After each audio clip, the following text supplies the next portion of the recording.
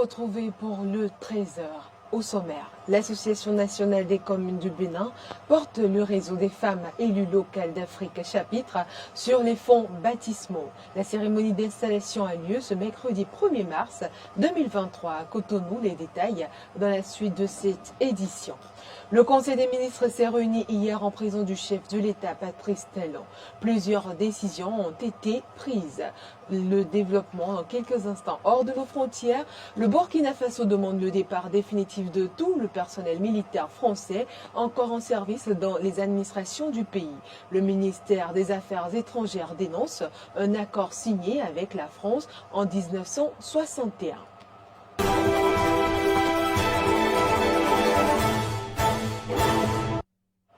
Merci de votre attention.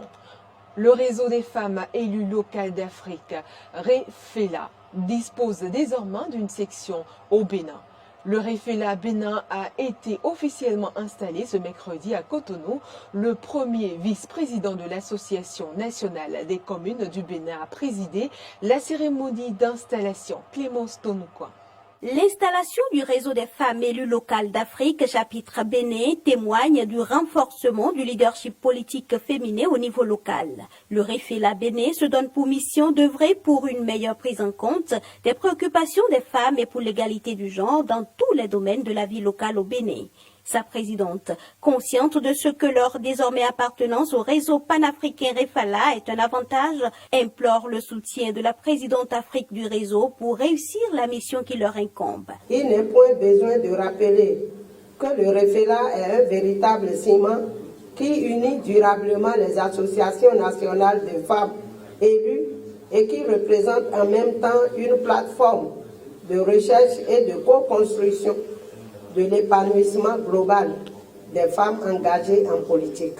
Madame la Présidente, les femmes membres du REFELA Bénin comptent beaucoup sur votre appui pour réussir sa mise en route institutionnelle et le lancement de ses premiers chantiers d'activité. Ainsi, très rapidement, notre chapitre se positionnera sur les grands sujets et participera pleinement à l'animation des débats initiée au plan régional et international. La cérémonie a été l'occasion de présenter aux femmes élues locales, membres du REFALA Bénin, le réseau africain dont elles font désormais partie. L'invite de la présidente Afrique à leur endroit est de travailler de concert avec les différents partenaires pour l'atteinte des objectifs. Je vous exhorte donc à créer une visibilité et à travailler extrêmement dur pour gagner la confiance de nos partenaires au développement qui s'assure que le soutien nous soit donné et que l'impact soit réel dans les populations. Je vous assure que le REFELA s'assure pour être vraiment visible et je vous demande donc de travailler à l'atteinte de cet objectif. Les partenaires comprennent l'importance des femmes dans la gouvernance locale, le fait qu'elles soient impliquées dans les gouvernances locales pour les prises de décision. Soyez proactifs et ne leur fermez pas les portes. Le message du premier vice-président de l'Association nationale des communes du Bénin, ANCB, à l'endroit des membres du REFALA Bénin est sans embâche. Saisis les opportunités qui leur sont offertes pour que d'ici 2025, le REFALA Bénin occupe une place de choix dans la défense des intérêts des femmes au Bénin. Cette cérémonie officielle d'installation du chapitre Bénin du REFELA marque un tournant décisif dans l'ouverture de votre réseau au monde et dans la captation d'opportunités pour la concrétisation de votre vision qui est de faire d'ici 2025 du REFELA Bénin une organisation influente, très engagée dans la défense des intérêts des femmes et des couches marginalisées et innovatrice dans sa contribution au renforcement du leadership politique féminin au niveau local. Notons que le REFALA Bénin fait partie intégrante de l'Association nationale des communes du Bénin, ANCB. Ces instances ont un mandat de 3 ans renouvelable. Je l'annonçais en titre hier, s'est tenu le Conseil des ministres en présence du chef de l'État Patrice Talon. Plusieurs décisions ont été approuvées, dont l'ouverture des filières de formation pour le diplôme de master et de diplôme d'études spécialisées, DES en médecine d'urgence et de l'approbation du plan cadre de coopération des Nations Unies pour le développement durable 2023-2026. Suivez à ce propos un extrait du compte rendu du secrétaire général et porte-parole du gouvernement Wilfrid Léandre-Ngouidji. S'agissant des communications, en point 1, ouverture des filières de formation pour le diplôme de master et le diplôme d'études spécialisées DES en médecine d'urgence à l'université de Parakou et à l'université d'Abomey-Calavi, puis attribution de 40 bourses de formation. Pour mener à bien ce projet, il a été également retenu l'accompagnement, au moyen d'un partenariat, d'une université étrangère disposant de solides expériences en la matière.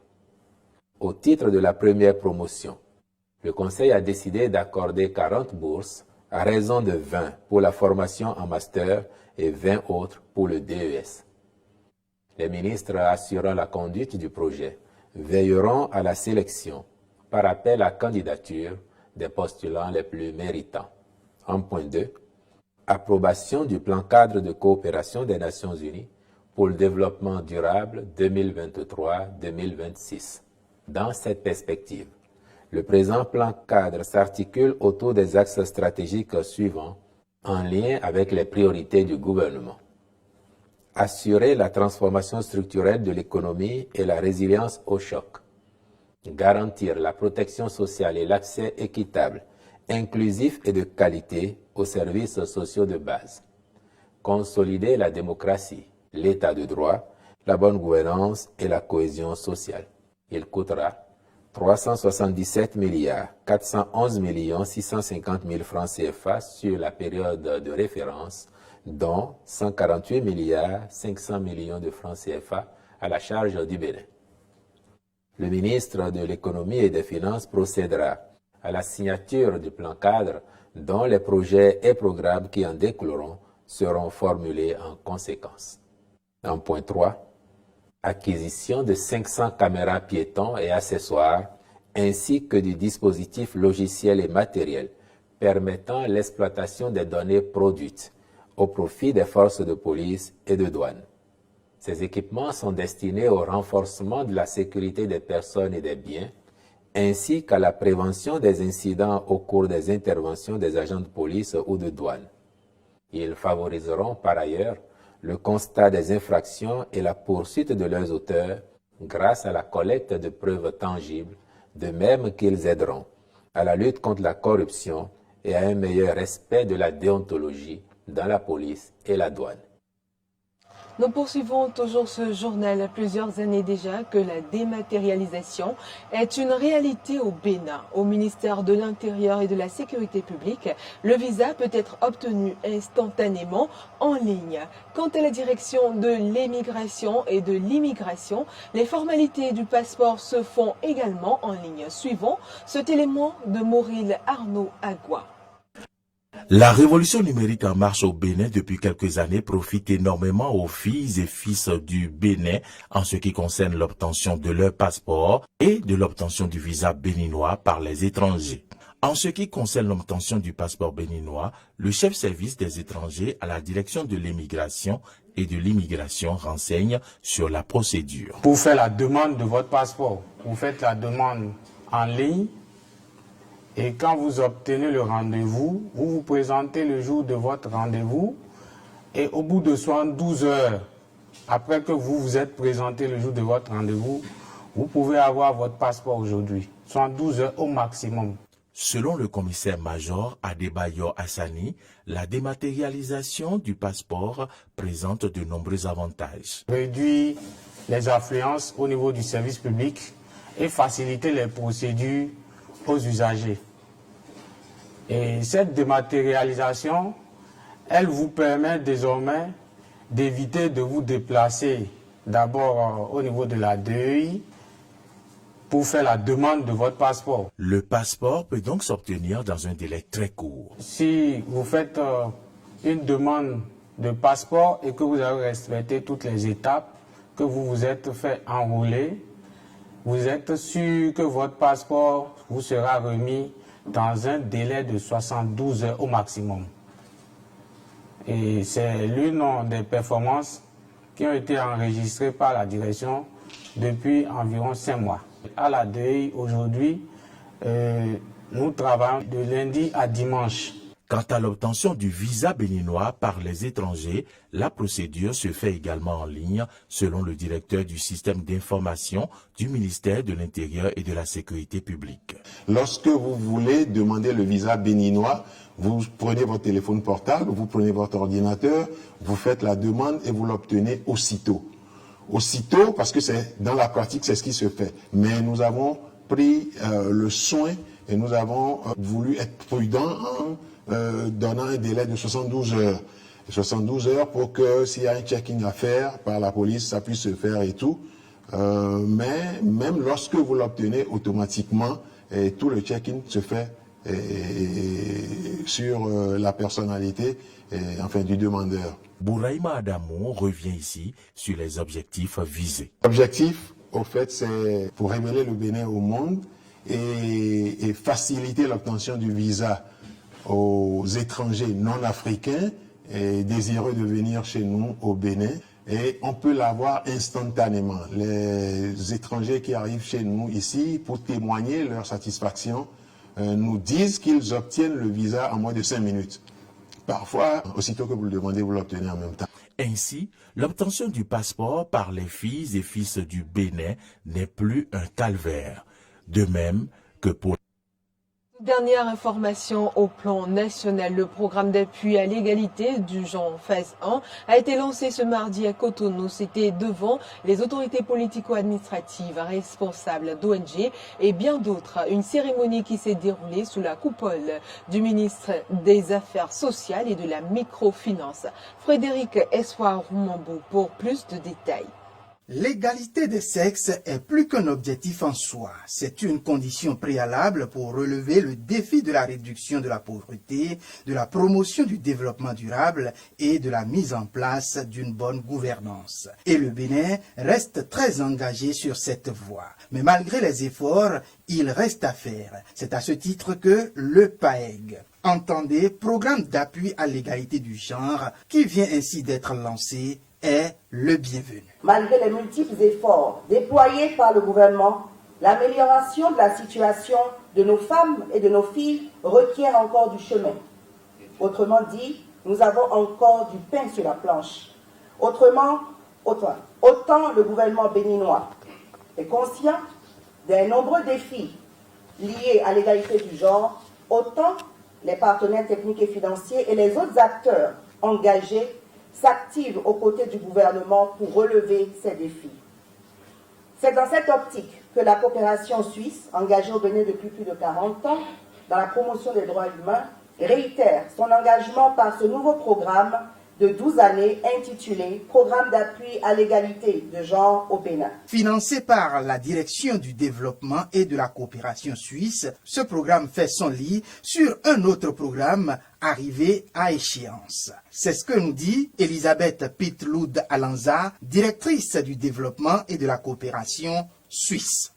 La coopération suisse a soutenu, financé le programme RECAFEM, renforcement des capacités d'action des femmes, dont l'évaluation finale a relevé entre autres une évolution positive dans la capacité et la mobilisation des acteurs à tous les niveaux et sur la thématique du genre. La qualité des résultats obtenus a ainsi permis de développer un nouveau cycle de programmes sur une période de 12 ans pour soutenir le gouvernement du Bénin dans la réalisation des droits des femmes au Bénin. En lançant officiellement et pour 4 ans cette première phase du PAEG, la ministre des Affaires sociales donne l'exhortation qui suit. Je voudrais engager toutes les parties prenantes, les OSC, les partis politiques, le ministère, nos collaborateurs du ministère, l'Institut national de la femme, participent à se mobiliser autour du PAEG. J'arrive pas à prononcer les sigles. PAEG. Et au-delà, autour des initiatives de promotion de l'égalité de genre au Bénin, afin que tous ensemble, nous fassions du genre un véritable outil de développement de notre nation, un pas de plus sur le chemin de l'égalité homme-femme, fille-garçon. Elle n'a pas manqué de dire aux participants et aux différents acteurs d'avoir en ligne de mire qu'aucune stratégie n'est plus bénéfique à la société dans son entièreté que celle qui fait des femmes des acteurs principaux. Hors de nos frontières, le Burkina Faso exige le départ définitif de tous les militaires français encore sur son territoire. C'est à travers une note de son ministère des Affaires étrangères.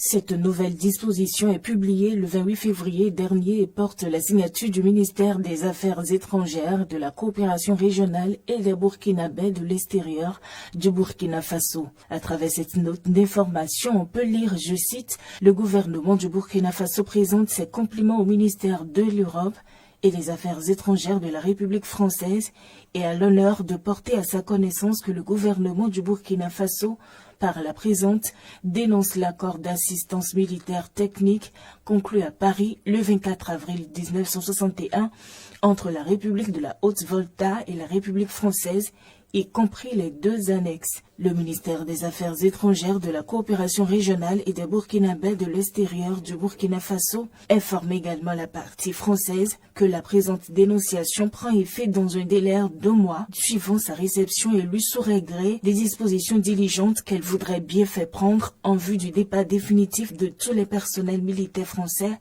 en service dans les administrations militaires burkinabés. Avant le Burkina Faso, en 2022, le Mali a rompu les accords de défense avec la France et ses partenaires européens. Pour rappel, le capitaine Ibrahim Traoré a accédé au pouvoir en 2022 dans le pays lors d'un putsch et est l'actuel président de transition en attendant l'élection présidentielle prévue en juillet 2024. Et voilà, c'est tout pour cette édition. Merci de nous avoir suivis.